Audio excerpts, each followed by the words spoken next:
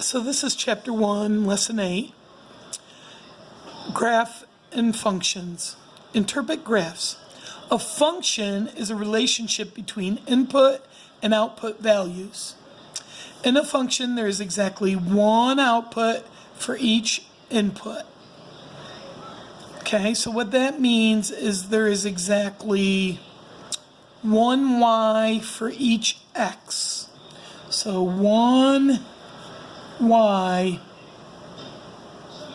for each x.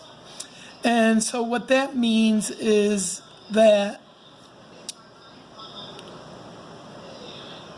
you can't have two y values on one x value. So you can't have 2 points above and below each other. Okay? So that's what that means. The input values are associated with the independent variable, and that's the x values. Independent is x. And the output values are associated with the dependent variables, and those are the y values. Okay? Functions can be graphed without using scales to show the general shape of the graph that represents the function. They mean those lines. When they say without general scales, they mean those lines.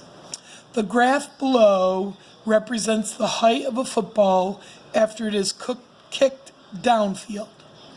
Identify the independent and dependent variable. Then describe what is happening in the graph. Okay? Well, the independent variable I said is the x. So it would be the time. And I said that the dependent variable is the y. So that would be the height. Independent variables are often time. It's also the number of things. Okay? Height and total cost are often y. Okay? So, what is happening in the graph? So after a certain time, the football is a certain height. So at 0 time, the football's on the ground. Then after like 2 seconds or however long it is, it reaches its peak. And then as time keeps going on, it then comes to the ground. I want you to notice that there is no indication of distance. So that means that this football could have been kicked straight up and straight down, or it could have been kicked from the 0-yard line to the 50-yard line.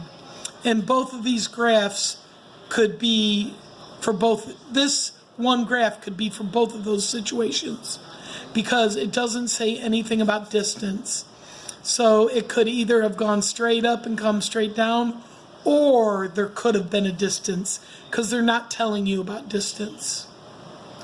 Okay? The graph below represents the price of stock over time. Identify the independent and dependent variable. Then describe what is happening in the graph. So here's the time. So that's the independent variable. And the price is the dependent variable. Because time is often independent and price, total cost, is often independent. Now there's also what's called a pencil test. If you can run your pencil across the graph and at no time does, anywhere where there's a line going down, if there's not 2 points, then it is a function. Okay? All right. So if we're looking about this, we would say, it says describe what is happening in the graph. So there's one price for the stock, and then the price goes up, then it falls down a little bit, then it goes up higher than it was, and it falls a little bit. Okay? The graph represents the speed of a car as it travels to the grocery store. Identify the independent and dependent variables. Then describe what is happening in the graph. Okay, so what is the independent variable? Right, time. And what is the dependent variable? Yes, speed. Okay. Now, let's go to the next. All right, what is happening? Well, they get in the car, and after 0 time, it's not going any speed.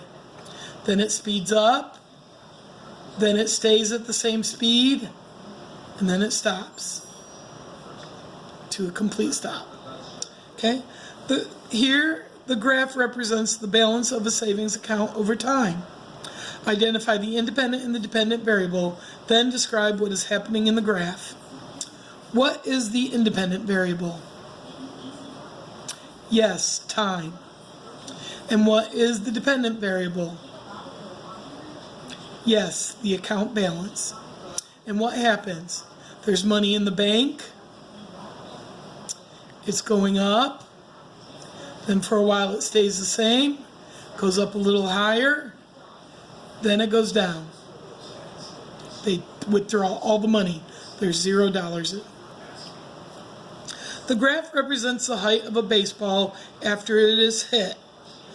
Identify the independent and the dependent variable, then describe what is happening in the graph. Okay, so it starts, after it is hit, it starts at a certain height, it goes up just a little bit, and then it falls down. What is the independent variable? Yes, time. What is the dependent variable? Yes, height. Looks like this was a line drive because it didn't go up very high. Another thing I like to say, see, he hit it, it went up or she hit it, it went up a very little bit, and then it dropped. I also like to say the blank depends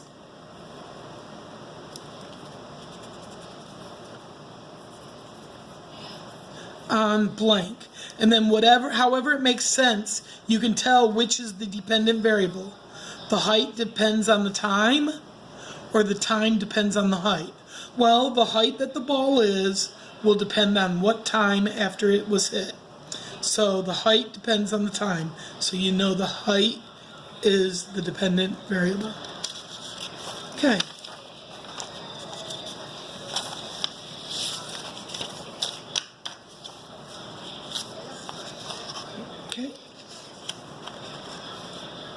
Let's look at these three.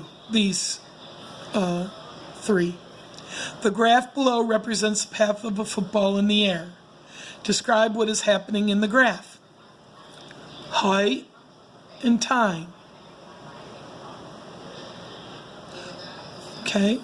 The height of the football depends on the time after it was kicked. Okay? Or thrown.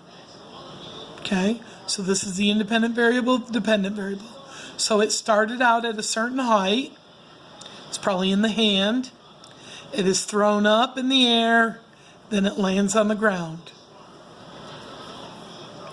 Does it matter how far the football went? Can you tell how far the football went? Did the person throw it up in the air and attempt to catch it themselves? Or did they throw it 20 yards away to somebody else? Can you tell? The graph below represents a puppy exploring a trail. Describe what is happening in the graph. Okay, so here's the puppy. And what is the independent variable?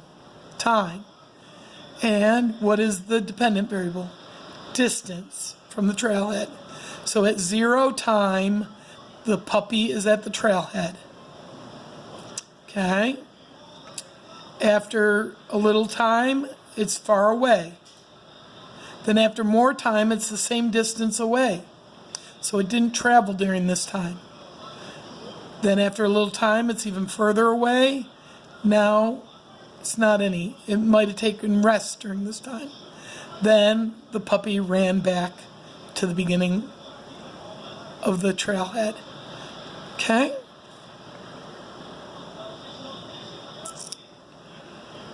All right.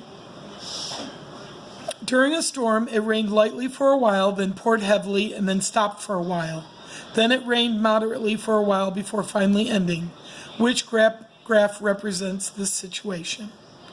During a storm, it rained lightly for a while. Okay. So does that mean the total rainfall would go up quickly or more slowly? Okay, moderately. Then it ended. Wait. It rained lightly for a while, then it poured heavily, and then it stopped for a while. Then it rained moderately for a while before finally ending. Which graph represents this situation? Well, if you notice, they're talking about raining. And if this was total rainfall, could the rainfall have gone away? So which one do you think it is? Read this again and look at these three and then click on your answer. Thank you.